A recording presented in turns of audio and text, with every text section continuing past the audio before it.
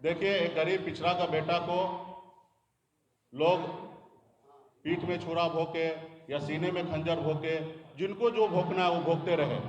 हम हमारे आखिरी सांस तक हम लड़ाई लड़ते रहेंगे, अपने आखिरी सांस तक लड़ाई लड़ते रहेंगे, अपनी मंजिल को प्राप्त करेंगे। संजय जायसवाल का ये कहना है, जायसवाल ने कल ही बात कही। ठीक है ना, हमने कहा ना कि जो भी डील हुआ वो माननीय गृह मंत्री जी को आके बोलना चाहिए।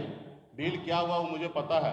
वो डील को अगर मैं इस जगह सार्वजनिक कर दूंगा तो मुझे लगता है कि इस देश के लिए अच्छा नहीं होगा। हम लोग तो पंगा लेने वाले ही लोग हैं।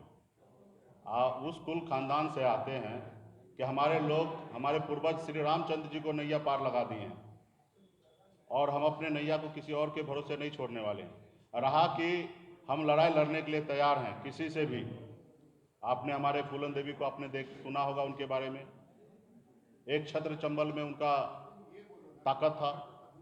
लोगों ने किस तरीके से उसको साइड किया, किस तरीके से अत्याचार किया। तो ये हम लोगों के साथ हमेशा ऐसे होते रहा है और मैं अपने वजूद से कभी समझौता नहीं किया।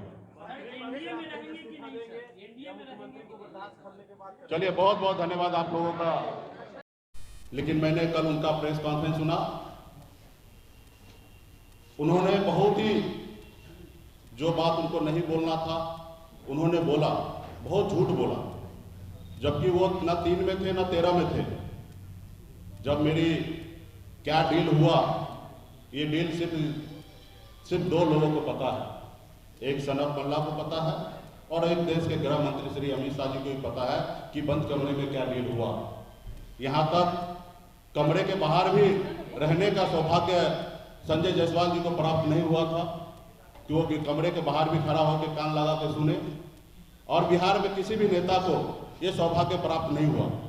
हाँ, कुछ जानकारी नित्यानंद राय जी को या हमारे मंगल पांडे जी को थे कि किस तरीके से दिल्ली में क्या बात हो रहा है, ये जानकारी उनको थे। तो इसलिए वो क्या डील हुआ, इतना झूठ फैलाने का आवश्यकता उनको नहीं था। उन्होंने तो विनर बन गया, 3 विधायक को लेकर बिहार का सबसे बड़ा पार्टी बन ही गया, तो उनको झूठ बोलने की क्या आवश्यकता है। तो इसके लिए मैं भारतीय जनता पार्टी को भी शुभकामना देता हूं, हमारे विधायक जो गए हैं उनको भी शुभकामना देता हूं। और मैं आपको बता दूं कि मैं 18 साल की उम्र से मैं संघर्ष कर रहा हूं। अपनी ज़िंदगी को बेहतर बनाने के लिए मैं मेहनत कर रहा था, मजदूरी कर रहा था। एक दिन में 30 रुपये मैं कमाता था, महीने का 900 रुपये महीने का मैं कमाता था। और ये हम अपनी ज़िंदगी में संघर्ष करके मुंबई जैसे शहर में, जहाँ पे रहने के लिए घर नहीं था, जहाँ पे अपने आप को फ्रेश होने के लिए जगह नहीं था, पब्लिक शौचालय में जाना पड़ता था, ऐसी ज़िंदगी मैंने जिया है। फुटपाथ पे मैंने खाना खाया, फुटपाथ पे अपनी ज़िंदगी को बिताया है। और वहीं से हमने संघर्ष करके मुंबई जैसे शहर में भी अपने एक अच्छा मुकाम मैंने बनाया। और उसके बाद बिहार में मैं आया, अपने लोगों का हक अधिकार के लिए मैंने देखा कि हजारों समस्या है। जहाँ हजारों समस्या, वहीं पे मेरा भी जन्म हुआ था।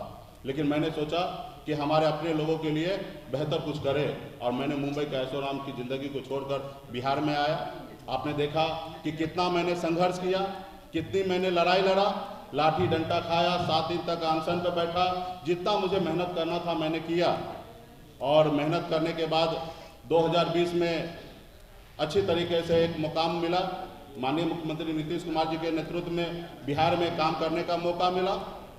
और लोगों को ये हजम नहीं हुआ कि उन देखे कि ये व्यक्ति संघर्ष के दम पर जब हमें 11 सीट देने पर मजबूर कर सकता है, तो ये लड़का आने वाले समय में बहुत मेहनत करेगा।